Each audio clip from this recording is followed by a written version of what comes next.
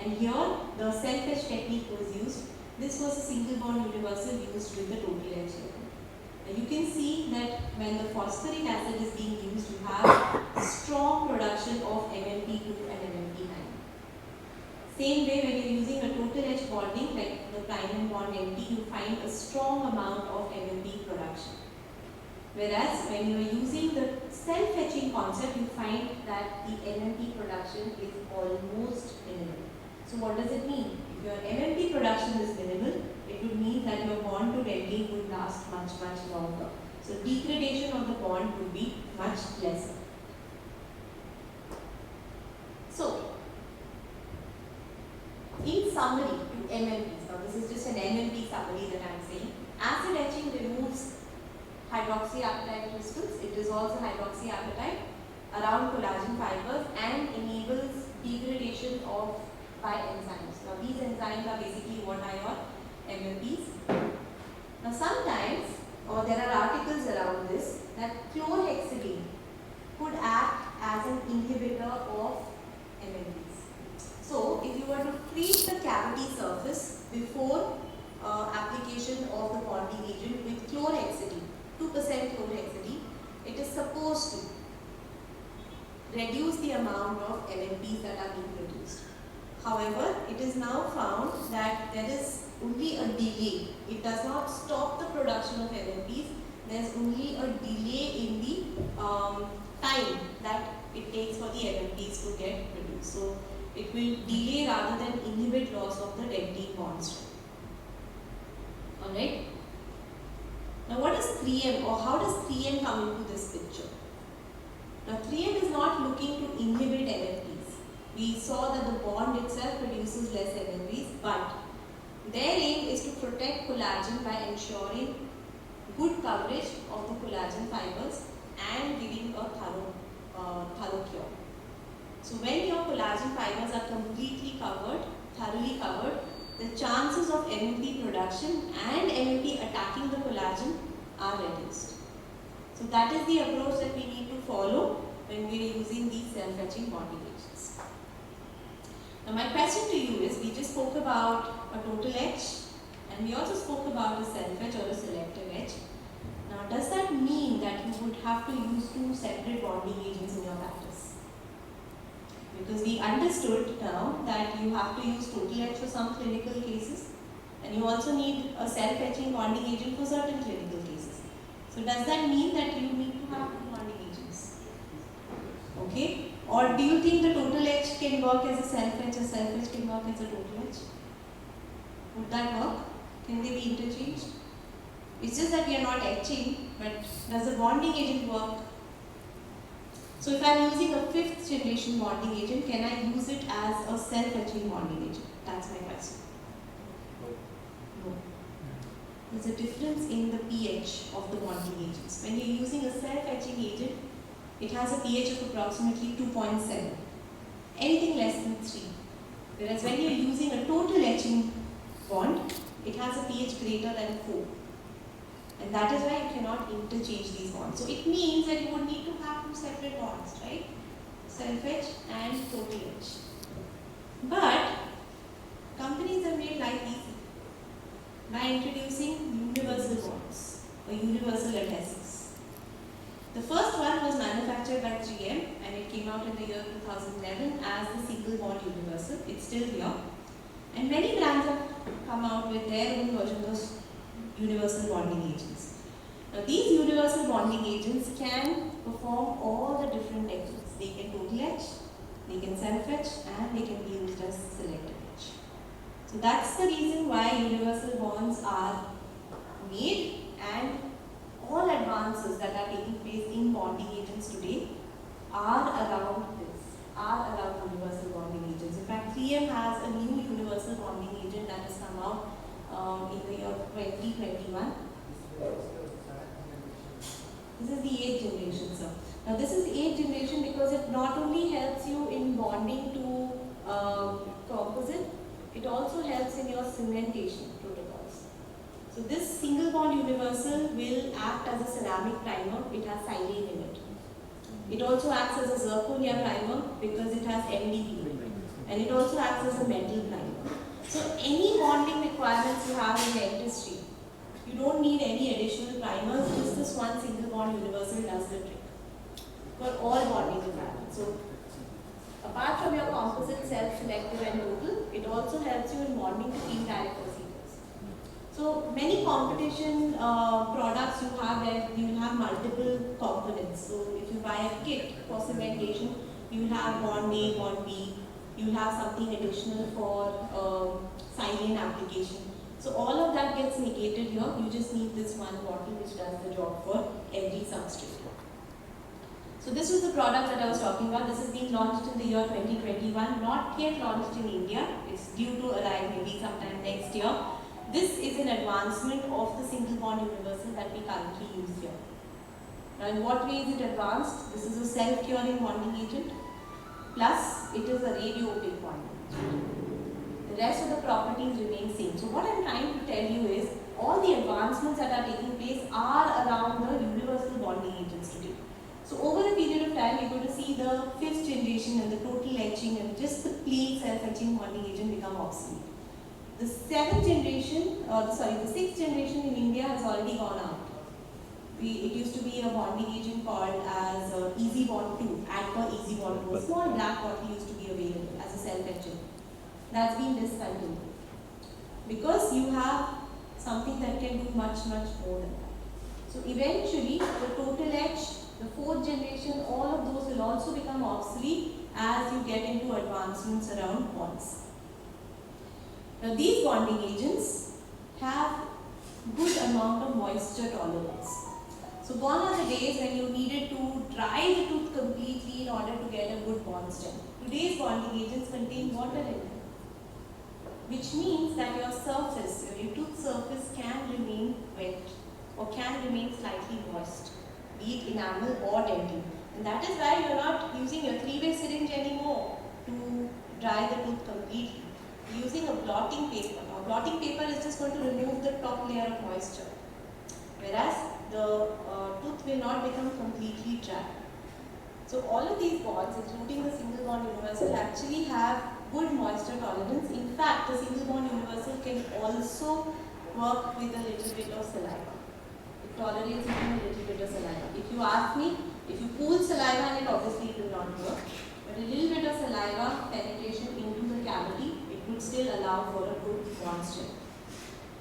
What about post-operative sensitivity? So when the single bond universal was used in the total etch technique, it was found to have approximately 0.4% of cases with post-op sensitivity. Now if you talk about it in numbers, out of 3,500, about 14 cases had post-op sensitivity. That's a very, very small number. In the self-etch, again out of around 3,500, 2 cases reported post-op sensitivity.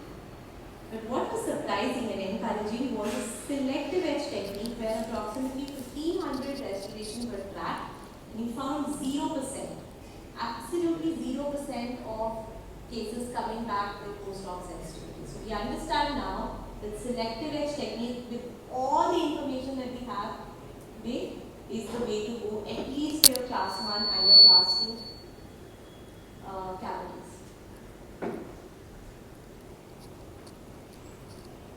So like I said, this can be used for both your direct as well as your indirect restorations. Okay, now we come to different types of dentine. Somebody had spoken about effective dentine a while back, right? So not all dentine is created equal. In fact, in the tooth structure, you have varying types of dentine, right? Especially around the cavity, the dentine would have degraded to different levels. Now you can see necrotic zone, you can see a contaminated zone, and then you come to the affected dentine where there would be a demineralized zone, translucent zone, and then you come down to sound dentine. Now to what extent do we prepare our cavities? Do we stop at sound dentine? Do we stop in the demineralized zone? Do we stop in the contaminated zone? Where do you think or let's put it in our own terms, where do we stop grinding the tooth structure? Till you see nice white or yellowish tooth structure, do you remove the entire dentine till there? we are more selective in removing caries. Each one of us could have a different outlook towards this. So what do you do, doctor? Okay, so you remove the contaminant. How do you decide that this is contaminated and this could be? Okay. Okay, alright. Anybody else has spoon excavator? So whatever comes out with the excavator would be a contaminated zone. Right? Anybody goes beyond that? Yes, usually I go. You go beyond that. Okay. Anybody else? I also used to go beyond that, looking for sound, healthy tooth structure. Because your bond is going to be better. Let's remember that. No, not always. Sometimes it is a very deep, no. So we have to stop there. Otherwise, it will chances of exposure. Okay. Yeah. All right. Depends upon the case. Yes. Okay. So like you said, sir, this is a deep case and the tooth is vital. But maybe on the X-ray you can see that it's very, very close to the pulp. Would you decide to go in for an intentional root canal, or would you? How would you make that call? Always IPC and try that. Usually, Okay. old school thoughts. Okay. IPC or nowadays now Vitribond base is there, so we use that base and we try to fill it. So basically you go the conservative Yes, way. conservative, You would not 100%. go in for a No. root canal. What about I go what opposite would way. you do in such a case? You see on the X-ray, it looks like it's invaded the pulp. There's no gap that you can see between the caries and the pulp. So better go for root canal. Okay. Anybody else has a differing opinion? Okay. No. Okay. Let's set the ground rules. No pain. No pain. Tooth is vital. Okay. I'm saying. Okay. Anybody else has a differing opinion? So what we know today, or what is the you can say the principles that are followed today, is prevention. So maybe in in times before, doing an intentional root canal was the way to go, because you don't want the patient to come back and then yes, pain and all of that. So you want to do permanent treatment for the patient. But today those fundamentals have changed and we're looking for prevention. So if your patient comes to you with a tooth that is vital, yet no pain, and the tooth looks very, very close to the pulp. In fact, on the X-ray it looks like it's gone, it's invaded the pulp. Even then, we do not intentionally expose the pulp. So what we're going to do, like doctor had said, use spoon excavators, dig out the caries, the soft caries, stop where your spoon excavator doesn't work anymore. It is affected dentally. It may be infected also, but stop. And then you do your selective etching. Selective, not total etching. You do a procedure of selective etching and you seal the tooth well. If you found, or if you're able to form a good peripheral seal, the bacteria at the base of your tooth, which is the one which is causing the caries, is going to get killed off, because it no longer has access to nutrients. What are the nutrients for bacteria? What are the nutrients for bacteria in the tooth? It's the food that goes and gets stuck. It's saliva that contains bacteria, right? So if you seal off the tooth properly and do not allow any saliva penetration to take place, it's going to kill off the bacteria. In the meanwhile, your vital pulp is going to also produce reparative dentin, which is also going to form a protective layer. So you can actually change, from going in for a root canal to doing something more conservative, because of the kind of bonding agents that we have available today. So, for teeth with shallow or moderately deep cavitated regions, you do selective removal up to firm dentin, and in deep cavity regions, that is both in primary or permanent teeth, you are going to remove up to soft dentin. Okay, so we don't go down to finding hard dentin. We stop at soft dentin and we hope and we know that there will be a layer of reparative dentin that will be produced that will kill the bacteria. This is the monster that you get to different universal. So whether you are wanting to caries affected dentine or to sound dentine, you will find that with different techniques such as self-edge and local edge, the bond strength remains similar. So if you're using the single bond universal, you don't need to worry whether you're in affected, infected, sound. It's going to give you the same bond strength all through. Now this was something that was an eye-opener for me. Now, when you're applying bonding agent, I told you now that we work around moisture. We are not drying the tooth completely.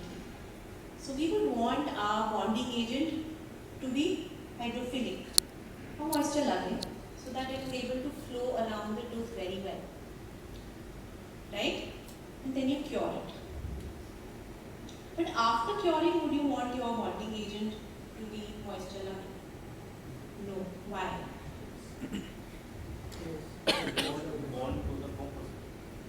Yes, that's one. The second is the bond can get degraded, and this is the fundamental for even our resin cements. So once the curing has taken place, there should be a phase change from a hydrophilic state to a hydrophobic state. Whether it's a resin like this or a resin cement, could be a veneer resin cement, could be a U200, could be a Reliance Ultimate, any of these, Radiolinks, any of these resin cements should turn hydrophobic after curing. Now what it does is, what that hydrophobicity does is, it does not allow the bond either to dissolve in water or to absorb water. So both things can take place when it comes into contact with moisture, that's saliva. So your bond can dissolve, it can also absorb water and break the bond. So both things are inhibited when the bond turns hydrophobic. So this is what your single bond universal also goes through. It changes in phase from a hydrophilic to a hydrophobic state when you are curing the bonding agent.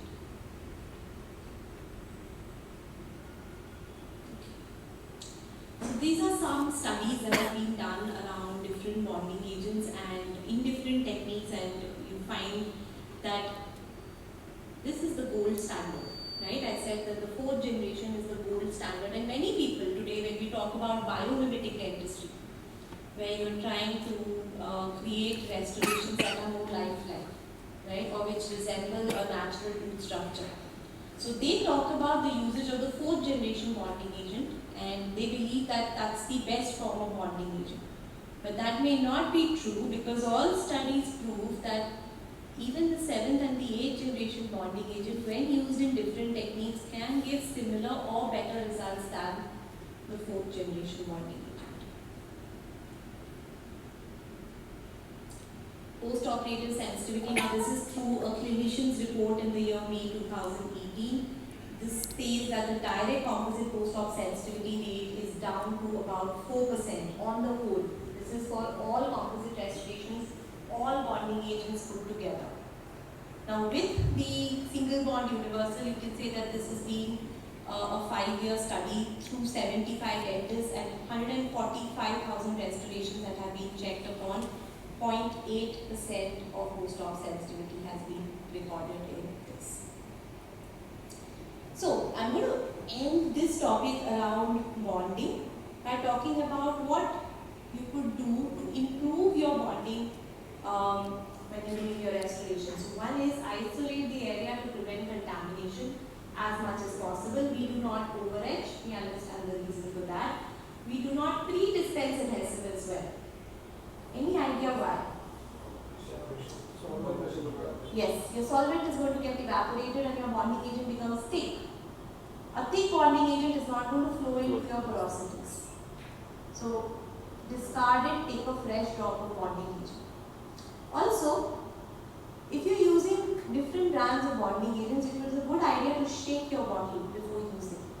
The single bond universal does not require it because it just contains nanofillers, but any bonding agent that you're using, it's a good idea to shake the bottle before use. Why? Because if your fillers are heavy, big size fillers, it tends to settle down at the bottom. And if you don't shake the bottle, you're going to have nice liquidy resin coming out at the beginning. You will not know, but it doesn't have filler, so your strength is already down. And by the time you're coming down to the end of the bottle, the bond will become thicker. The bond becomes thicker because the resin is gone and it's only filler remaining at the bottom. So both ways doesn't suffice the purpose. So you're going to find failure rates to be much higher if the bottle is not shaken before use. You blot excess water, leaving the surface moist. Saturate the tooth with the adhesive and scrub it. Now this is something that is again something new. Now what we used to do earlier is take your applicator tip or an applicator brush and apply a layer of bonding agent on the tooth and cure it. Right? But today we know that we need to scrub the bonding agent into the tooth surface according to the manufacturer's instructions. So every brand is going to have separate instructions. You need to follow that in order to ensure that your bonding agent is able to penetrate into those enamel porosities. You need to give it time for it to percolate through. Remember we saw those roughness and the rough surfaces on enamel? You have to give time for your bonding agent to seep through. Otherwise, your area of demineralization will be much higher than the area of resin penetration. Then you lightly air dry the adhesive layer and you thoroughly light cure the adhesive. Now if you talk about the single bond universal, the instructions to use would be to scrub the adhesive on the bond or on the tooth surface for a period of 20 seconds. So just like you look at your watch while you are etching the tooth, you look at it right for 15 seconds and then you rinse it. The same way when you start applying the bonding agent on the tooth surface, you need to apply it for a period of 20 seconds by the clock. Now that will ensure that your bonding agent is able to penetrate into your dentinal tubules and into the enamel porosities that you have created with etching. Also, if by chance your tooth has become dehydrated, it will also allow the collagen fibers to dehydrate and get covered. So 20 seconds takes care of a lot of different things. And that is why 20 seconds is mandatory when you are using the single bond universe. So 20 seconds, just scrub it on the surface of the tooth, agitate the bond on the surface of the tooth. Then you dry the bond. Any idea why we air dry the bond? Excess of? Okay, so you would have probably cooled the layer. Yeah. One is that pooling of water. Then whatever acetone evaporates the water moisture also. We have to remove that moisture also. Yes. So there is a solvent present in every bond. Some bonds have acetone, some bonds have ethanol. The 3-in-1 has ethanol also. Acetone is there in GC bonds. So these solvents need to be evaporated before you cure it. Why? If the acetone or the alcohol remains in the bond, it's again a source of moisture. And moisture reacting with the bond over a period of time is going to degrade the bond. And it's going to lead to a loss of bond strength. So you need to air dry the bond till the time the bond doesn't move on the tooth. So it says about 5 seconds here, but it usually takes longer than that. It usually takes longer. So you use a 3-way syringe not with too much pressure, otherwise you just end up removing the entire bond. Mild air pressure. Sir, ma'am. Yeah. Only you mentioned not to use. So after applying. Yes. After applying the bonding. Yes, so that was when you have finished. Rinsing the etchant. Before application of the bond. Yes, before application of the bond. We need to add. Yes. So this is with gentle air pressure. Mild air pressure, you're going to ensure that the bond one is thins out. And the second is that your bond will, the acetone or the ethanol is going to evaporate. When do you know it's fully evaporated? When the bond doesn't move on the surface of your tooth or your cavity is shiny. It's shiny and it doesn't move. That's the sign that it's ready for curing. And that's when you go ahead and light cure the bond. So you had a question. Ma'am, the excessive pressure, won't it disturb? Rather, earlier we were taught to use chip blower for drying this one Yes. moisture. So if you get better control with chip blower, so you can use that. But chip blower, it takes a really long time to dry the bond out. So if you can control the pressure with your 3-way syringe, that works best. If you're not able to control the pressure, if you tend to use the 3-way syringe with high pressure, then then please use a chip tool. Now I come to a clinical situation, an upper 7DO, very complicated, upper 7DO with an 8 present. You're going to place a matrix band, you're going to etch, right? Then you rinse, you have water. Then you have to dry it. What technique are you going to use to dry in that area? It's going to be very difficult with blotting paper or tissue paper. Even with a 3-way syringe, there are chances that you may dehydrate one area and water may not be completely removed from one area. You will have clinical situations like that. So you have varying moisture levels in the same cavity itself. One area could be completely dehydrated, whereas one area could be moist and one area could have a lot of water. Ma'am, first dry it more and re-moisturize the area where we want it is close to the pulp. Sir, sorry? See, if it is a large surface area and deep area where first dry it bit excess, then exact area where we want more moisture, rehydrate it with either wet blotting paper or something. So this is upper 7 DO. Very difficult to access that tooth. Very difficult to see.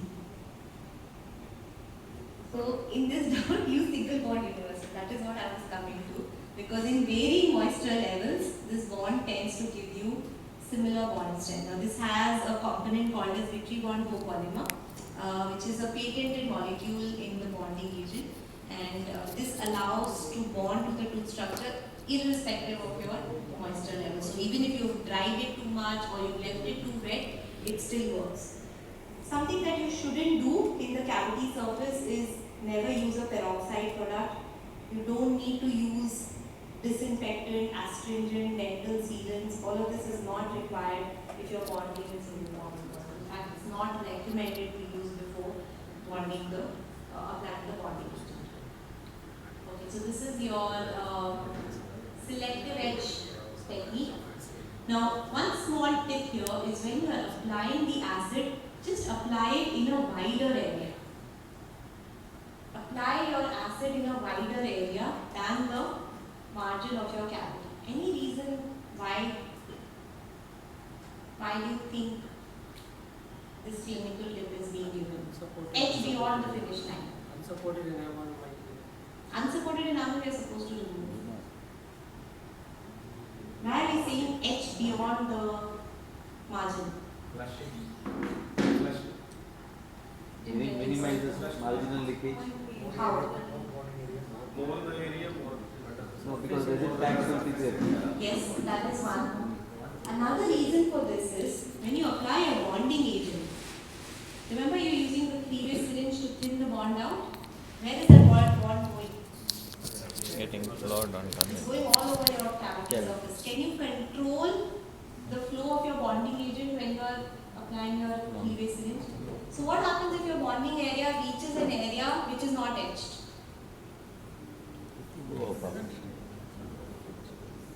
If your bonding area lands on an area which is not etched, what happens? It will not bond. It will not bond. And what's going to happen?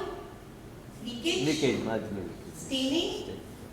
So all of these problems will happen. So that is why whether you're doing an anterior cavity, in fact in an anterior cavity it's all the more better you etch beyond the bevel, always etch beyond the bevel. At least 1 to 1.5 millimeter beyond the bevel you etch and then you apply the bonding agent. So whether it's an anterior or a posterior cavity, always etch beyond the finish line and then apply your bonding agent. Okay, so this we already spoke about. We remove excess water via blotting, remove excess water via suction and judicious use of the 3-way syringe. Another thing that we spoke about is just dispense the bonding agent only before use. Apply the adhesive and scrub into the tooth for approximately 20 seconds. Evaporate the solvent for 5 seconds, line cure for 10 seconds and respect the time lapse. If curing for 10 seconds is required, then you cure for 10 seconds. If you feel that your bond has become hard, it may not ensure that your bond is completely cured. So curing time is also very, very important.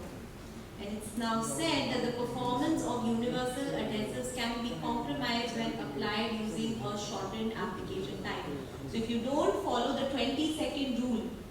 when you're using the single bond universal or any universal bond for that matter, it can impact the bond strength, both in short term as well as the long term.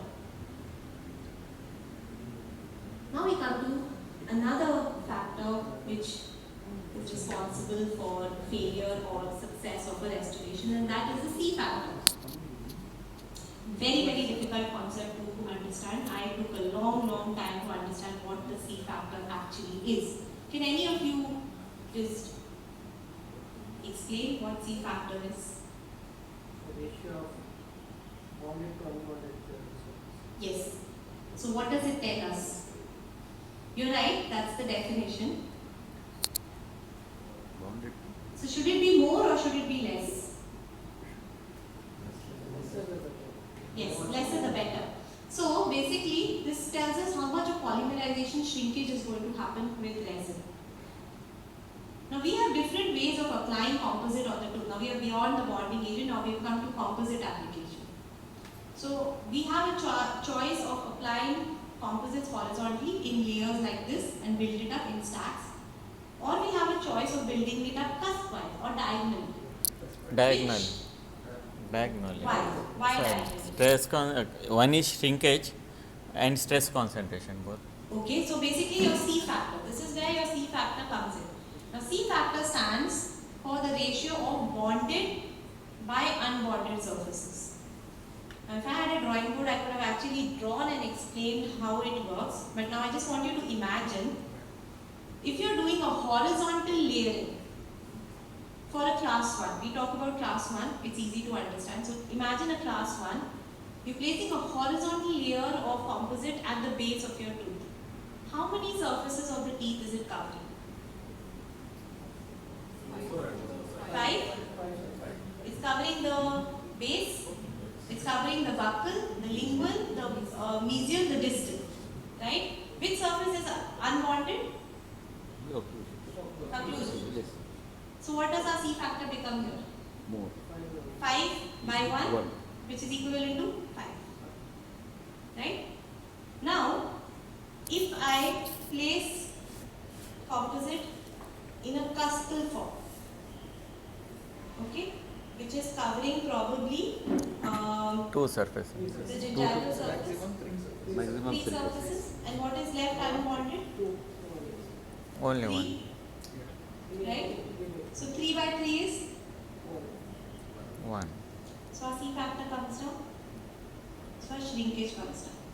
That's the reason why it is advised to build up cusp-wise and not build up composite horizontally. But it's a very, very tedious task to build up composite like this. It's easier said than done. Right?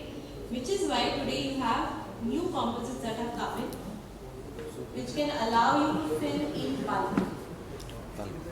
Now, incremental composites or your regular composites is this way. You have to fill it up like this. You have to build it up cusp-wise in order to ensure lesser polymerization shrinkage. Plus, you can only build it up to a maximum of 2 millimeters. What happens if I keep a thickness more than 2 millimeters? Depth of curing. Depth of It will not cure. Composite, universal composite cannot cure beyond a thickness of 2 millimeters. Now I want to ask you, in a cavity this deep, can you tell how much you have covered? Can you tell whether you covered 2 millimeters or 3 millimeters or 1.5? It's very difficult to measure that in the mouth, unless you're actually meticulously using a periodontal probe to measure. And that's not possible. So there are all of these problems that have been there with composites, because of which the bulk fill composites have come in today for posterior restorations. Now they have the ability to cure up to 5 millimeters in one shot with minimal amount of polymerization shrinkage. So the rules for polymerization that you have with the incremental composite do not stand for bulk filling composites, because these are different in composition. The monomers, the resins that you have in bulk fills are different from what you have in regular composites. Now this is a picture of a tooth which has been extracted after doing incremental composite restoration. What does this tell us? This is a layer of fluidum, and a very thick layer of fluidum.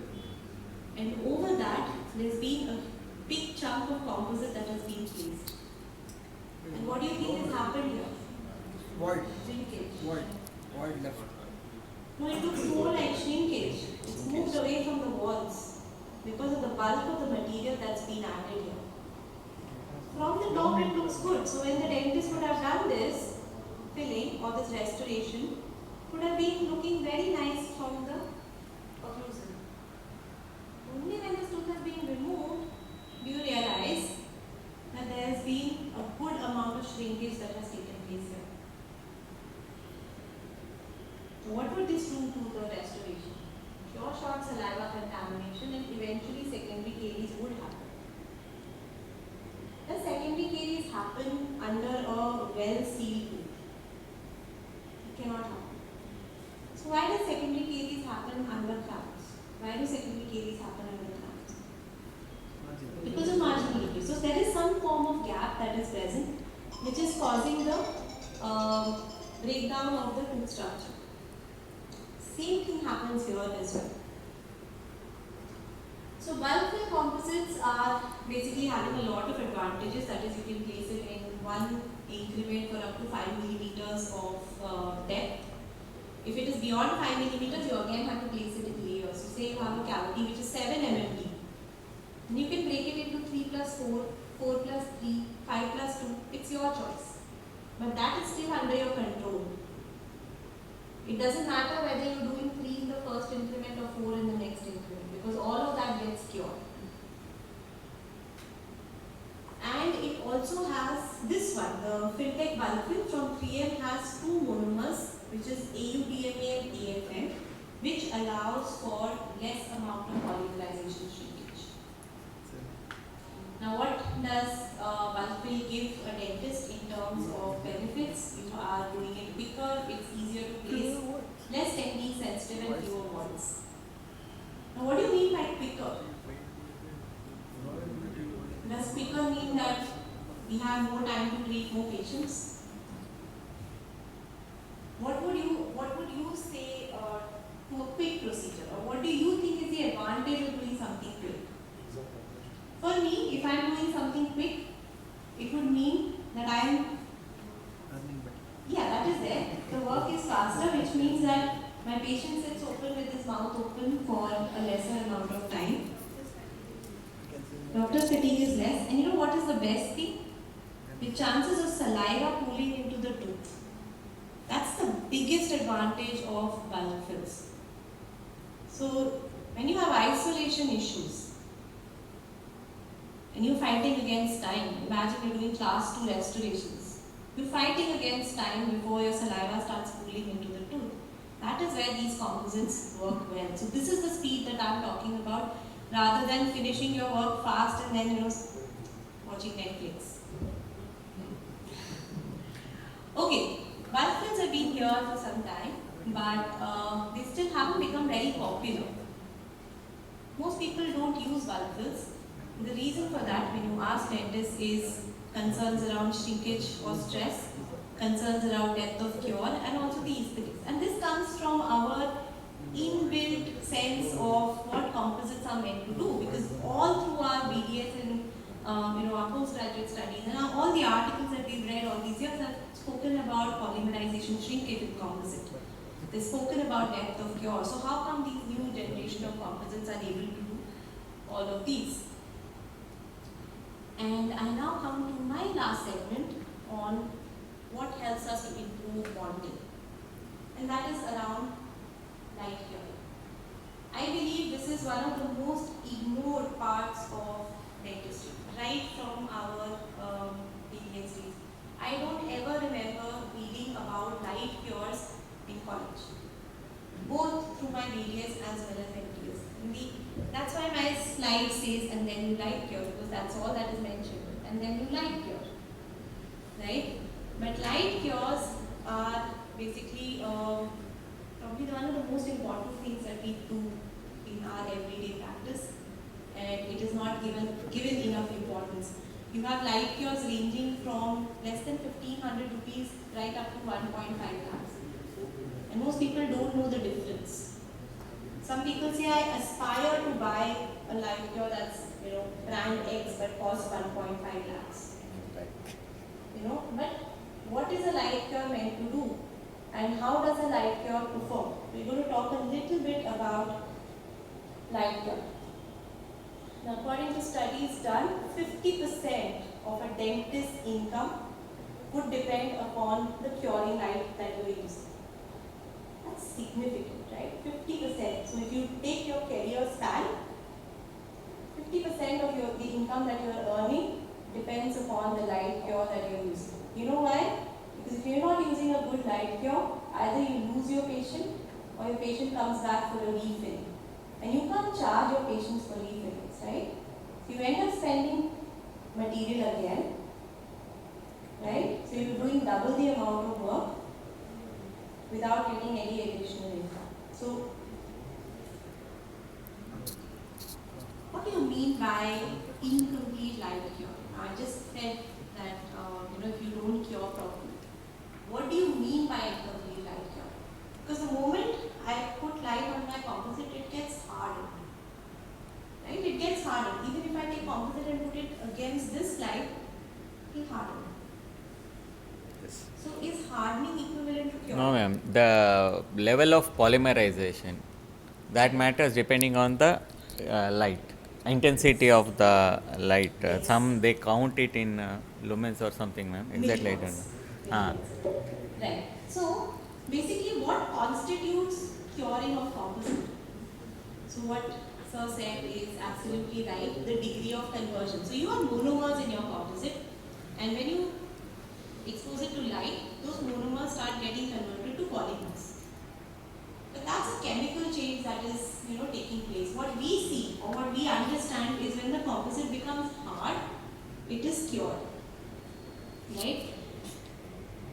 But every level of hardness is not the same. Now, according to the ISO standards, only when a composite reaches 80% of its clinical hardness do we consider it as completely cured. So it has to reach 80% of its hardness to be considered as cured. So if you put your composite against this light and expect it to cure, it's possibly maybe just at 20% or 30% of its hardness. It's not getting cured all the way. And what happens if it is not getting cured all the way? What could be the problems that could happen to your composite? These are what happen. Deterioration of margins. You haven't cured it all the way, so your physical properties are going to be hampered. You will find decreased bond strength. You will find reduced hardness. You just haven't taken it to the level of hardness it was supposed to reach. And greater cytotoxicity. So if you look at it in terms of symptoms, chances of secondary caries, tooth fracture, restoration fractures could happen because you're not curing composites properly. Staining and discoloration. The first sign, if your composites are getting stained very frequently, it would most likely be because of a light cure that is not performing well. We recently had a dentist who was using Z350XT composite, 3M's most premium composite. And during lockdown, she called up complaining that for the last 2 months, whatever restorations she had done were turning yellow. And she sent us pictures to prove it. She sent us some 3 or 4 pictures of restorations which had turned yellow, anterior restorations turning yellow. And she said that this batch of composite is not good and please replace it and all of that. So we went in and we did a test for a light cure. And what we found was that a light cure was performing at 98 milliwatts. You know what should be the minimum? 750. So it was at 98. At 98 it was still hardening the composite, which is why she didn't have a doubt that her composite was not getting cured.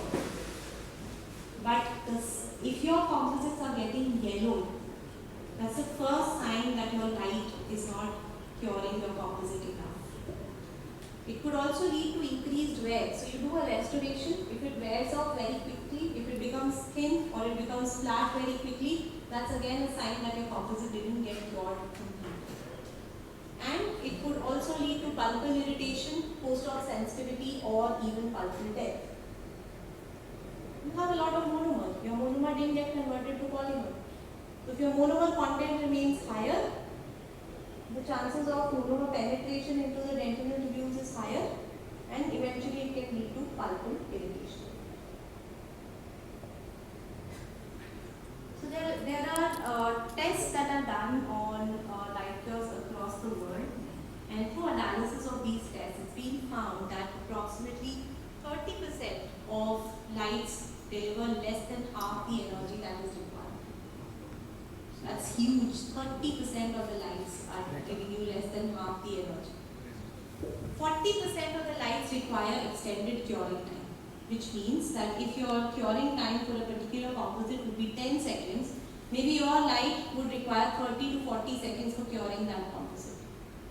Now, exposing your composite to 30 to 40 seconds of light also means you're exposing it to heat. It's not only light, your tooth also gets hotter as you expose it to light, which could lead to pulpal problems later on. Okay.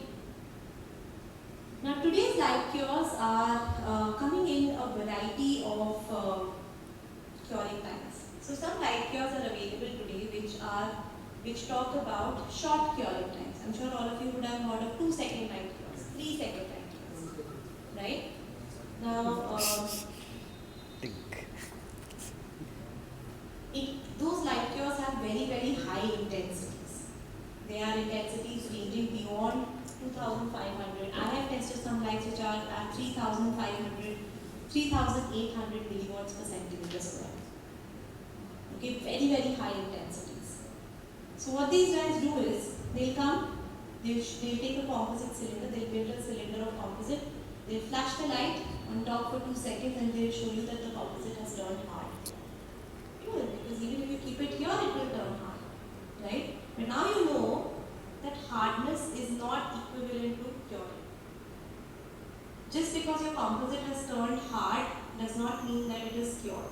It needs to reach that 80% value, which of course we can't test. We can't test with an instrument whether something is 30% hard or it's 50 or it's 80% hard. So you need to rely on tests done on light cures to check whether your light cure is working well or not.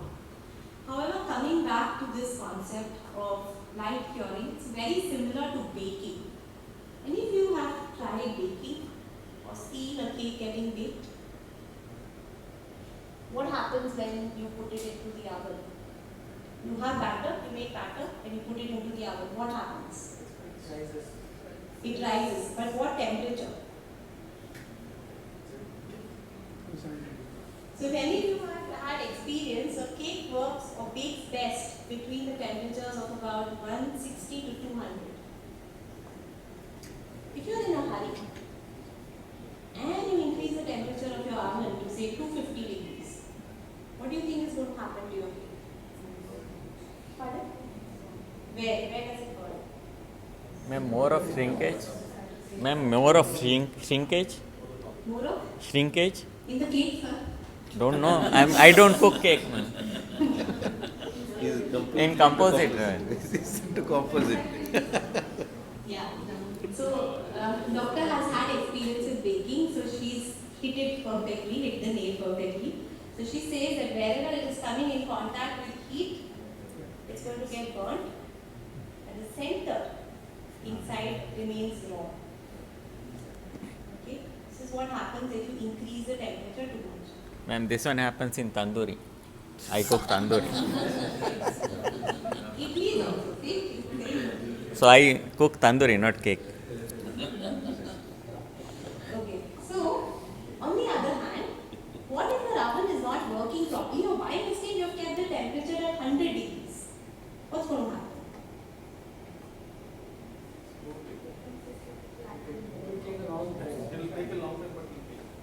It will actually not bake at all. So even if you leave it in the oven for 3 hours, 4 hours, it will not bake. Why? Because you just haven't given it the energy that it requires for baking. The same thing can be used for composite curing as well. Okay? Now composite curing works best and safest between 750 milliwatt per centimeter square to approximately around 14 to 1500 milliwatt per centimeter square. That's the safe zone.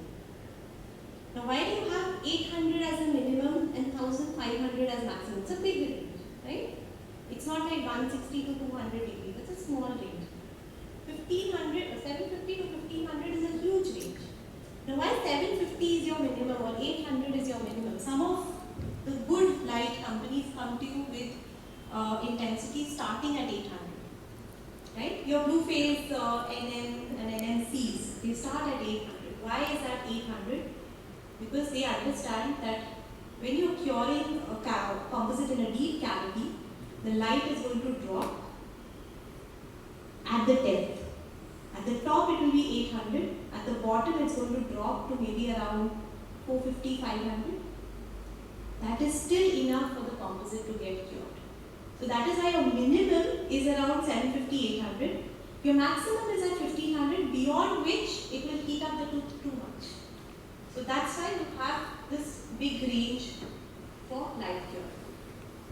Now what happens if you cross the range? So like I said, we test lights that are in the range of 3000 plus, which advocate 2 seconds of curing. So just like your cake, you can cure the outer layer wherever light is coming into contact, but the inside of your composite will remain uncured. Today there is only one combination that is known to work in 3 seconds. Only one combination, that is a combination of power cure with power fill. Only this combination works in 3 seconds. That light cure costs somewhere in the range of 1.25 to 1.5 lakhs. The composites are also expensive. But it is only when you use that light cure with that particular composite that it works in 3 seconds.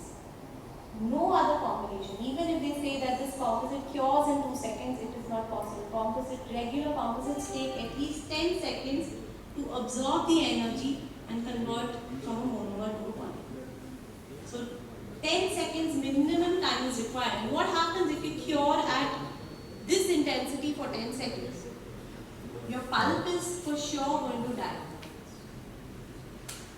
Most of these at this intensity will have a heat warning coming out at 5 seconds or 4 seconds. So if you cure for 10 seconds continuously, you cured for double the time that the tooth can tolerate. On the other hand, if your intensity has dropped less than say 500, it's in the range of 400 or 300. Even if you cure for 50 seconds, 1 minute, 2 minutes, your composite may become hard but it will not cure. So it has to be within that range, within that minimum range of intensity to allow for complete curing. So do any of you know what your intensity of light is? Have you tested recently? Yeah, I use 3M, that's why I do. That is also not a guarantee. Yes, 3M lights don't get spoiled, that is there. No, he but comes even and then, says, he comes. Now most of this one comes with the tester. This one. yes. So okay, testers are also available in different categories. You get radio meters, right? You get handheld radio meters. You flash your light on it and it gives you a range of, it gives you a fair range of what your intensity is. So it gives you a good idea that your intensity would be this much. Raghavendra would have a specialized device with him called as a check mark. A check mark is made by a company called as Blue Light Analytics. Now what they do is test if you buy an iPhone, it starts deteriorating in performance. After 3 years, does your iPhone perform as well as how it was doing on day 1? Does your MacBook perform as well as it was doing on day 1? It doesn't. Even these high-end equipments deteriorate in performance, so do light cures. So just because you're buying an X brand of light cure doesn't mean that it's going to live forever. They drop, the intensities drop. And how can you check whether it's working in the correct range or not? Through some of these devices, it helps you to test. Okay, so for high intensity lights, the faster a resin is going to polymerize, the greater is going to be the stress that is exerted on the bonding surfaces. When it comes to resin curing, the slower the resin will cure, the better it is going to be for polymerization and shrinkage. So you're going to find lesser shrinkage when you cure it slowly. So when you take 10 seconds to cure composite, it's going to be better than curing it in 2 seconds. But this is also a consensus statement that was released by in the 2014 light curing symposium in Canada where they cautioned against using high intensity light cures greater than 1500 to 2000 milliwatts with short curing times. They said that high output light curing units may not adequately cure all of the resin composites to the anticipated depth when used for short exposure time. So this kind of proves to us that short curing cycles do not work except if you're using the combination of power fill and power cure. What else do you see in your light cures? Or what else you should be looking when you're going in for a light cure is the beam profile of your light. Now what is the meaning of that? Now every light cure either comes with an 8 mm guide or a 10 mm guide. The diameter of your light cure unit. Right? Now when you place it on the tooth and you turn the light on, you would expect that there is going to be the same kind of intensity coming out from your light. Right? And the same kind of energy coming out from the light. But that's not true. These pictures speak something different. So what do you find here? You find an area here which is completely red in color, right in the center. What does it tell you? It tells you that this is having high energy. Which means the intensity at this part is going to be higher than what you're going to get in the periphery. The periphery is pink in color. Low intensity. So in the same light, in the same composite, you're going to have varying areas of hardness and polymerization. Do you think that's good or not good? Not good. What you would want is uniform curing. You would want uniform curing to take place. Now, this is what happens in the LEPAR deep cure light. Now, this is the light cure that's manufactured by 3M. Now, not only do they give you uniform cure or uniform beam profile, they also give you a good intensity of light at the base of your cavity. Recently, I had tested a light which is 17 years old in Bangalore. It was a light that was purchased by an orthodontist in the UK, 17 years old. She brought it to India and she's been practicing it for the last 15 years here in India. And we were also curious to see how the light was working. And even after so many years, the intensity of the light was very, very good. So at that time, 3M was manufacturing it at an intensity of around 1000. After 17 years, it was at 790, which is very, very good. Still working very well. So this is what these LEPAR lights give you. An intensity today of around 1470. Uniform beam profile, which means when you turn the light on, you have uniform energy over the entire 10 millimeter diameter. It gives you a good concentrated beam profile. Now what does this mean?